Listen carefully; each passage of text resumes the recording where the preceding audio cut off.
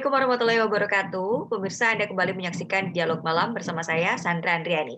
Pemirsa, setelah beberapa waktu yang lalu isu Partai Demokrat bergulir dan bahkan memanaskan tensi politik di Indonesia, kini Bapak Susilo Bambang Yudhoyono akhirnya buka suara terkait dengan polemik kudeta Partai Demokrat. Ketua Majelis Tinggi Partai Demokrat juga menegaskan bahwa partainya ini bukan untuk diperjualbelikan. Lantas apa sebenarnya yang terjadi di Partai Demokrat ini dan benarkah isu kudeta ini juga dipicu karena kepemimpinan sang ketua umum? Kita akan coba ulas pada dialog malam kali ini bersama dengan dua narasumber yang sudah hadir. Yang pertama ada Pak Herzaki Mahendra Putra sebagai Kepala Badan Komunikasi Strategis Partai Demokrat dan juga Bapak Asep Warlan Yusuf selaku pengamat politik. Saya akan sapa dulu Mas Herzaki. Selamat malam. Malam, Mbak Elis. Terima kasih Mas Herzaki atas waktunya sudah bergabung bersama kami pada malam hari ini. Dan terkait dengan isu kita pada malam hari ini, saya ingin ke Mas Herzaki dulu. Setelah beberapa lama nih, akhirnya Pak SBY ini turun gunung kalau bahasanya ini. Terkait dengan buka suara untuk isu kudeta Partai Demokrat. Menurut Mas Herzaki sendiri, sebetulnya apa yang menyebabkan Pak SBY ini sampai harus turun gunung? Ya, pertama mesti dipahami dulu Mbak, bahwa ini ada yang namanya gerakan pengambil alihan kepemimpinan Partai Demokrat. Ini bukan ujuk-ujuk ada begitu saja, ya kan? Dan yang kemudian ini adalah bukan hanya isu internal partai. Kalau isu internal bagi kami itu riak-riak biasa yang kami sudah pernah alami dan biasa saja gitu. Pernah 2 kali kami alami ya dalam 2 tahun terakhir ya, tapi sangat kecil. Tapi kemudian ini menjadi besar ya, karena apa? Karena ada keterlibatan pihak eksternal, dan kelibatan pihak eksternal ini pertama yang menjadi masalah adalah karena ada oknum pejabat penting pemerintahan ikut terlibat gitu. Nah ini menjadi isu nih besar di kita. Kenapa? Karena keterlibatan beliau ini kemudian menimbulkan kekhawatiran bagi sebagian kader kami dan juga para pemilik suara yang sudah bertemu langsung dengan beliau gitu. Karena pertama apa? Pertama ini adalah orang dalam istana atau orang dekatnya Bapak Presiden Joko Widodo. Sehingga di dalam situ juga disampaikan bahwa gerakan ini juga sudah didukung oleh Bapak Presiden Joko Widodo. Kemudian juga sudah didukung oleh beberapa pejabat terkait, pejabat tinggi pemerintahan terkait.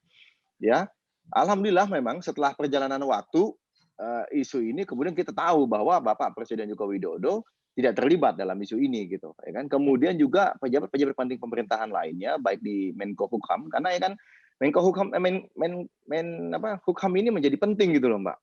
Kenapa? Setiap kali ada konflik partai, atau ada 2 kubu atau 3, 4 kubu gitu ya, Menkumham ini punya palu nih Mbak gitu. Dia mau memilih mana, dia sukanya yang mana nih gitu. Ya, dia bisa aja tutup mata kalau misalnya ternyata dia mendukung salah satu kubu ya, mau KLB-nya cacat hukum pun ya kalau dia mau mendukung bisa aja terjadi gitu. Ya, sehingga menjadi penting bagi kami untuk memastikan apakah ada keterlibatan pihak-pihak lain ini di pemerintahan Bapak Joko Widodo gitu. Tapi kenyataannya kita sudah dapat konfirmasi bahwa ini adalah gerakan hanya oknum saja. Ya, bukan gerakan secara sistematis dan juga tidak ada dukungan dari menteri-menteri lain maupun pejabat penting lainnya di pemerintahan. Ini yang kami ketahui gitu. Ini yang menjadi isu ini kemudian menjadi besar. Kenapa kemudian ketum kami melakukan konferensi pers di tanggal 1 Februari lalu, yaitu karena kami ingin memberikan pembelajaran juga kepada publik dan kepada pihak-pihak yang berusaha menyalahgunakan kekuasaan atau abuse of power, bahwa tindakan mereka itu sangat mencederai demokrasi. Dan kami berani melawan itu, meskipun mereka menggunakan tangan-tangan kekuasaan. Kami sampaikan bahwa Partai Demokrat siap untuk berhadapan dengan pihak-pihak siapapun itu yang mencoba mencederai demokrasi. Karena kalau ini dibiarkan, Mbak, ini akan menjadi presiden yang sangat-sangat jelek bagi demokrasi Indonesia. Bahwa ini akan menjadi candu kekuasaan nih ya. Ada pihak-pihak tertentu, ada oknum-oknum di lain waktu ya, mentang-mentang punya kekuasaan, kemudian mau dengan seenaknya mengambil jalan pintas untuk mengambil alih kepemimpinan partai politik tanpa mau berkeringat gitu. Ya, mentang-mentang punya kuasa, mentang-mentang punya dukungan finansial luar biasa, ya kan? Ini kan menjadi presiden yang tidak baik buat demokrasi gitu loh Mbak. Kemudian ini dijadikan jalan bagi beliau untuk menjadi calon presiden 2024. Kan menjadi pertanyaan besar kita adalah capres itu atau pilpres itu 2024 masih 3 tahun lagi gitu loh. Sedangkan di saat ini kita juga sedang mengalami masalah yang sangat besar ya, ada pandemi COVID-19 yang kemudian ada resesi ekonomi juga dan kemudian banyak bencana dalam sebulan 2 bulan terakhir ya. Ini menjadi concern kami gitu loh, Mbak. Kemudian, apakah kemudian, tidak cukup nih Mas AHY gitu, ya kan, selaku ketum kami untuk tampil, dan kemudian beliau yang memimpin selama ini, yang merencanakan, mempersiapkan, ya, dan juga memantau terus, dan memimpin langsung di lapangan, kegiatan-kegiatan ya Mbak, aktivitas untuk membendung gerak dari GPKPD ini gitu, ya. Nah, eee, kenapa Pak SBY kemudian akhirnya turun gitu, ya, kenapa istilahnya turun gunung? Ada 2 hal, Mbak. Pertama bahwa pelaku gerakan pengambil alih kepemimpinan Partai Demokrat ini ya, makin ke sini makin keterlaluan gitu, ya. Karena Oke. ketahuan mereka kaget, keterlaluan mereka kaget kemudian menyebarkan fitnah, menyebarkan hoaks yang luar biasa di lapangan. Kalau sebelumnya mereka mengincar para pemilik suara ya, DPD, DPC dan juga majelis tinggi partai. Sekarang mereka siapa saja kader Demokrat yang mau mendukung, ya kan, mau mendukung KLB, entah siapa itu, entah kader yang tidak pernah aktif pun, tapi dianggap, kamu perwakilan daerah ini ya, gitu. Itu muncul di lapangan gitu loh ya kan. Oke, kamu pokoknya perwakilan daerah ini sebagai pemilik suara kan nanti kita angkat, pokoknya ikut aja nanti di KLB-nya. Kan menjadi lucu gitu ya kan. Eee, Mmm. ini gerakan yang terlaluan dan di mana mereka berkoar-koar menyampaikan bahwa ini KLB itu suatu hal yang sangat konstitusional dan diatur oleh ADART, jadi nggak perlu takut dan khawatir. Loh, kami ini bukan takut dan khawatir, tetapi ya, ini ada hoax ya, ada fitnah yang luar biasa yang menyatakan satu, Pak SBY selaku sesepuh dan pendiri partai ini dan juga ketua majelis tinggi partai yang memiliki hak suara untuk mengusulkan KLB, ya, itu apa, sampaikan bahwa beliau mendukung gitu loh. Ditebar isu ini, informasi ini kemana-mana. Ini kan menjadi sangat-sangat tidak masuk akal dan keterlaluan. Jadi kayak orang sudah kehilangan akal gitu loh, Mbak, ya kan. Jadi beliau kemudian tampil karena itu satu hal, ya kan, karena beliau sebagai sesepuh pendiri partai ini masih turun tangan langsung buat mengklarifikasi dan menjelaskan fitnah-fitnah terkait dengan isu ini dan keterlibatan beliau, kan nggak masuk akal gitu, ya kan. Nah yang kedua adalah kenapa mesti beliau turun tangan, karena para pelaku gerakan ini kemana-mana selalu bilang bahwa ini konstitusional gitu.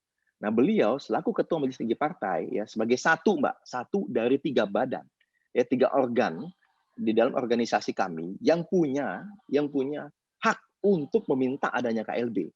Mmm. Nah, kemudian beliau di konteks itulah kemudian turun menyatakan bahwa tidak bisa dan tidak ada usulan KLB dan tidak mungkin terjadi KLB yang konstitusional karena berdasarkan ADART kami yang berhak mengusulkan itu pertama adalah majelis tinggi partai. Jadi majelis tinggi partai kalau mau mengusung ada KLB bisa, Mbak, ya Oke. tanpa dukungan organ lain atau badan lain gitu ya, Mhm. institusi lain di dalam Partai Demokrat. Nah, yang kedua, kondisi yang memungkinkan untuk adanya KLB kalau misalnya itu diminta oleh 2/3, minimal 2/3 dari 34 DPD, ya, setengah dari 514 DPC, ya, dan disetujui oleh ketua majelis tinggi partai. Mmm. Nah, ini kan nggak jadi secara konstitusional tidak mungkin ada KLB itu. Kenapa? Pak SBY selaku ketua MTP sudah menyampaikan. Makanya beliau masih tampil di publik karena berita di lapangan banyak sekali ada WhatsApp, mereka juga muncul di media-media online nasional maupun kemudian di daerah masing-masing menyebarkan isu bahwa Pak SBY mendukung gitu loh. Mhm. Ini kan menjadi kacau ini gitu, Mbak. Iya. Namanya di daerah kan kadang-kadang kan informasi kan bisa simpang siur, Mbak. Jangan di daerah, di nasional aja informasi bisa simpang siur gitu, ya kan. Betul Nah, betul betul. begitu Mbak, kira-kira latar belakang kenapa kemudian Bapak SBY tampil, tadi satu sebagai sesepuh dan pendiri partai ini, karena melihat keadaannya sudah makin keterlaluan pihak sebelah sana, kekuatannya tidak besar, tetapi karena didukung oleh oknum kekuasaan, dan yang kedua oleh kekuatan finansial yang entah dari mana, nah ini kita nggak tahu ini duitnya dari mana gitu ya. Luar biasa sekali gitu bertebar. Iya. Dan yang ketiga caranya semakin kasar Mbak, Mmm. menebar fitnah, hoax, dan bahkan terakhir mencoba mengadu domba. Ya Mmm. kan antar Mas AHY dan Mas Ibas, kemudian ada ormas yang yang mengusulkan bahwa ketua umum Muldoko dan sekjennya Mas Ibas. Ini kan jualan nama aja. Ya kan ini sangat keji gitu tindakan ini Betul betul. sehingga Pak SBY juga merasa bahwa ya beliau harus Turun. tampil. Ini bukan berarti Mas AHY tidak mampu, salah Mbak. Justru selama ini menghadapi ini adalah Mas AHY dan tim kami ini pengurus-pengurus DPP maupun pengurus DPD dan juga DPC. Tetapi kenapa Pak SBY merasa perlu tampil tadi isunya, ya. Beliau hanya fokus di situ saja gitu untuk memastikan itu. Tapi semua orkestrasi bagaimana kami menghadapi ini semuanya dipimpin langsung oleh Mas AHY. Oke, Baik, Mas Herzaki sebagai Kepala Badan Komunikasi Strategis Partai Demokrat, ini sebenarnya apa sih yang memicu munculnya isu kudeta ini? Jadi begini, Mbak, kalau kami lihat ini kan ada pihak yang sudah kebelet, Mbak, ya kan. Ya mungkin beliau ini mencoba melamar yang kami dengar-dengar juga, ya kan, melamar ke partai-partai lain. Tapi Mhm, kami nggak mau ikut-ikutan lah, kami hanya dengar doang, ya kan. mhm, Ada orang yang kebelet ingin jadi ketua umum partai karena dengan cara itu beliau akan bisa menjadi calon presiden di tahun 2024. Karena bagaimanapun syarat sah ya, cara yang paling masuk akal untuk bisa maju sebagai calon presiden 2024 adalah diusung oleh partai politik kan sesuai dengan konstitusi gitu. Dan beliau melihat bahwa Partai Demokrat saat ini sedang naik-naiknya elektabilitasnya. Kami sejak Oktober Mbak sampai dengan Februari ini tidak ada survei yang bilang kami turun. Semua survei naik. Ya, survei naik dan tidak ada satupun yang punya afiliasi dengan kami gitu. mhm, Survei-survei ini. Kemudian yang kedua pada saat pilkada kemarin, kebayang Mbak, kami ini partai di luar pemerintahan. Tapi di pilkada kemarin kader-kader kami sangat militan dan kami banyak sekali menangnya. Dalam 5 tahun terakhir ini adalah kemenangan terbesar kami. Itu adalah kader terbanyak kami yang menang, yang ada 65 kader yang menang di pilkada kemarin.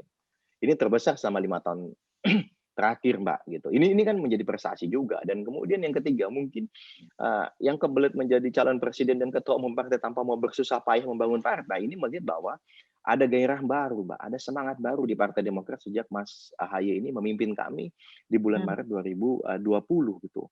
Konsepnya beliau adalah bagaimana kemudian memotivasi, Mbak, ya kan, memimpin, membangun semangat baru, membangun, kultur baru di organisasi ini, sehingga bagaimana kita punya solidaritas yang tinggi satu sama lain, Mbak, ya.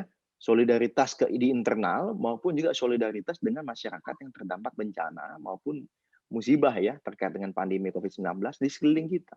mmm, Jadi beliau itu atau kita bisa bilang konsepnya namanya solidarity maker gitu. oke, Dari awal beliau memimpin, apa yang beliau lakukan? Belum genap seminggu beliau memimpin, terpilih di Kongres. Beliau sudah mengeluarkan instruksi kepada para kader dan pengurus. Beliau belum punya pengurus waktu itu, belum punya perangkat selain yang melekat kepada beliau. Karena kan pengumuman pengurus DPP itu kan baru dilakukan di 15 April. Beliau terpilih 15 Maret, tapi tidak sampai seminggu beliau sudah langsung melakukan instruksi kepada seluruh kader, pada seluruh pengurus ya, dan juga para simpatisan untuk membantu masyarakat yang terdampak corona gitu. Sumbang masker, sumbang hand sanitizer, itu kan masker mahal Mbak waktu bulan Maret itu, termasuk betul, langka, kalau sekarang kan udah bertebaran di mana-mana gitu. Termasuk ventilator gitu. Nah ini beliau kemudian mengajak semua, ayo kita sama-sama bantu masyarakat, bantu pemerintah, kita lawan corona ini.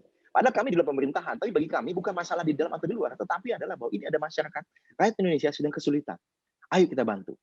Dan beliau menyampaikan bahwa jangan terlalu terpaku pada harus wah, harus besar, ya. Tetapi sebisa mungkin bantu. Kemampuan kita apa, bantu. Yang penting tunjukkan bahwa kita mau membantu dan sehingga masyarakat itu tahu. Mereka masih punya harapan, ya. Masih punya harapan. Bahkan di saat pemerintah misalnya tidak terjangkau oleh pemerintah, tapi ada kader-kader kami yang bisa membantu mereka gitu. Ini kan penting, Mbak. Di setengah kesulitan kayak gini, membangkitkan optimisme ini sangat penting di masyarakat Indonesia. Di bangsa ini butuh itu, ya. Itulah yang kemudian beliau kembangkan, nah, sehingga terjadi nih Mbak, luar biasa, pergerakan ini luar biasa. Bayangkan kami kader-kader swadaya, Mbak, swadaya bukan dari pusat memberikan dana, swadaya dari pelosok dan mereka sangat semangat apa, mereka videoin, mereka foto kemana-mana, Mbak. Dan dalam saat penyerahan tidak berlebihan. Kok ada bencana, ada posko, kemudian letakin posko, kemudian ada bendera di mana-mana bertebaran sepanjang, tidak, Mbak. Hanya mengenakan atribut ya baju yang dipakai aja. mmm, Gitu. Sangat minim. Jadi kami memang tunjukkan kenapa tetap perlu ada atribut, karena itu bagian dari pertanggungjawaban yang ikut menyumbang. Ya, bahwa benar ini Partai Demokrat, oh kader yang ini, atau misalnya anggota dewan atau pengurus ini, ketua ini, DPC atau DPD turun ke lapangan, membawa barang bantuan ini. Ini sebagai bukti gitu. Pertanggungjawaban juga kepada publik, jangan dibilang nanti, Demokrat mana nih? Pas kampanye aja muncul, pada saat lagi bencana, musibah nggak muncul. Nah, itu kan bagian dari pertanggungjawaban kami. Sehingga kami tetap mengenakan atribut. Nah, ini Mbak yang mungkin kami lihat, mhm, ya kan, karena ada semangat luar biasa. Jarang-jarang Mbak partai politik. Kami ini bukan partai kader gitu. Kami masih akuin kami bukan partai kader. Tetapi ada semangat kebersamaan yang luar biasa yang dibangun oleh Mas AHY sebagai pemimpin. Dia memberikan contoh terlebih dahulu tadi. Selain membangun solidaritas tadi pada lingkungan sekitar, yang kedua beliau memberikan contoh dulu. Nah, jadi bukan hanya instruksi ngomong aja atau apa enggak, tapi beliau kasih contoh. pertama kali beliau sudah menyumbang duluan ke DKI, ke Dinas Kesehatan DKI, buat rumah sakit di DKI. Nah, ini kan suatu istilahnya kita bicara mengenai kekuatan yang luar biasa, Mbak, bagi partai politik. Hmm. Mungkin itu yang Ah, kemudian menjadi pihak luar ini tergiur dan kemudian mengajak, ya mohon maaf lah Mbak, ini kalau kami lihat kan yang sudah kami pecat itu kan juga bagian dari budaya feodal Mbak di partai kami. Budaya masa lalu gitu ya, budaya masa lalu yang maunya dilayani mungkin, yang maunya bisa mengeruk keuntungan dari partai. Bukannya Oke. bagaimana menggunakan posisi atau jabatan di partai ini sebagai bentuk amanah untuk Hmm. mengabdi kepada rakyat. Nah, ini jadi nggak cocok nih dengan Mas Ahaye, ya wajar aja kalau mereka kemudian berkhianat dan berkolusi ini dengan kelompok luar, Mhm. ya kan, Ya. yang pengen mengambil alih. Baik, Prof. Berkaitan dengan tadi yang sudah saya jelaskan sedikit ya di Ya, opening, meneliti kisruh kudeta dari Partai Demokrat ini. Setelah beberapa lama akhirnya Pak SBY ini angkat suara atas isu kudeta tersebut. Nah, menurut Prof, apa yang menyebabkan Bapak SBY ini sampai harus membuka suara? ya ini bagian dari ekspresi keprihatinan begitu ya. Di tengah-tengah kita sedang membangun demokrasi yang berkeadaban, tiba-tiba ada satu situasi kondisi yang tidak menyamankan begitu ya, Partai Demokrat gitu khususnya begitu. Umumnya ya penggiat demokrasi lah, semua parpol juga merasa hal itu khawatir begitu ya.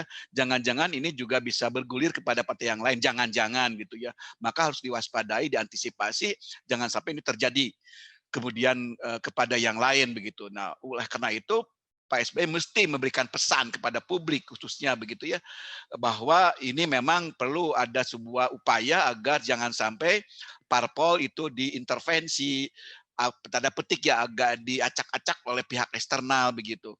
Nah, saya kembali ke persoalan dasar yang harus menjadi penting bagi negara, bagi pemerintah, Mbak Sandra, yaitu bahwa kegiatan-kegiatan di infrastruktur politik itu wajib dipelihara, wajib dirawat, wajib dilindungi, wajib dikembangkan oleh negara atau oleh pemerintah atau oleh aparatur pemerintahan yang berkaitan dengan persoalan politik begitu ya. Nah, misal atau antara lain misalnya ya, kita harus pastikan bahwa partai politik itu akan berkembang, akan dewasa, akan profesional, akan menjalani fungsi-fungsi partai sesuai dengan kepentingan rakyat begitu ya, sebagai amat undang-undang. Itu wajib negara memelihara itu, wajib menjaga dan melindungi itu. Yang kedua, tokoh politik juga wajib dikembangkan, diberikan substansi yang lebih mencerdaskan, lebih mencerahkan masyarakat terhadap situasi politik di negara gitu ya. Yang ketiga, golongan penekan. Golongan penekan itu memang bisa jadi sesuatu yang bisa mengubah keadaan, tapi tetap dia harus sehat, tetap dia harus dikembangkan. Keempat adalah golongan kepentingan, asosiasi, kelompok gitu ya, masyarakat juga harus dirawat. Ada konsolidasi demokrasi di sana. Dan kelima, media massa. Jadi itu yang harus dijaga oleh pemerintah. Jangan diganggu, jangan diintervensi yang tidak proporsional, yang tidak pada tempatnya begitu. Ini kewajiban undang-undang yang harus dijalankan oleh pemerintah begitu, Mbak Sandra. Baik, Pak Asep, terima kasih. Sebagai pengamat politik juga apa yang menyebabkan adanya kudeta Partai Demokrat ini, Prof? Apakah adanya permasalahan internal atau memang ada faktor lain juga? Mbak Sandra, serta pemirsa Bela TV yang saya muliakan, ada 3 faktor mengapa kejadian seperti ini. Yang pertama adalah mungkin ini lagi-lagi semuanya adalah hipotesis ya, semuanya adalah berasumsi gitu. Saya bukan orang dalam, saya hanya sebagai analis politik saja gitu ya, sehingga saya tidak tahu persis data yang dimiliki oleh teman-teman kita di Partai Demokrat. Yang pertama adalah mungkin ada beberapa yang kecewa dengan kepemimpinan AHY gitu ya.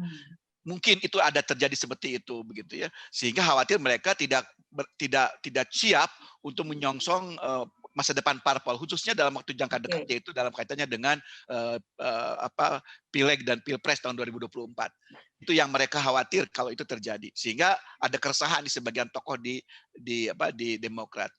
Yang kedua adalah kemungkinan ada orang luar yang memang berkehendak untuk memanfaatkan Partai Demokrat, sehingga dia harus mencoba untuk menggalang opini, menggalang persepsi bahwa Demokrat tidak sehat begitu ya, sehingga harus diganti kepemimpinannya dalam Kongres luar biasa Partai Demokrat. Tidak ada uang luar yang sengaja untuk bisa memasukkan kepentingannya ke dalam Partai Demokrat begitu ya. Nah, yang ketiga adalah memang ingin mengubah dinasti SBY itu begitu. Jangan-jangan semua itu harus drive oleh Pak SBY gitu ya, atau dan keluarganya. Itu yang membuat partai menjadi tidak sehat begitu ya, sehingga semua komponen untuk memastikan bahwa Demokrat harus lebih demokratis gitu ya, lebih aspiratif gitu ya, lebih merata ada perlakuan dan sebagainya. Mungkin itu yang menjadi faktor penyebab mengapa ada isu kudeta dalam Partai Demokrat ini. Oke, baik. Terima kasih, Prof. Kita akan lanjutkan kembali perbincangan kita setelah jeda yang satu ini. Jadi jangan kemana-mana, tetap di Dialog Malam.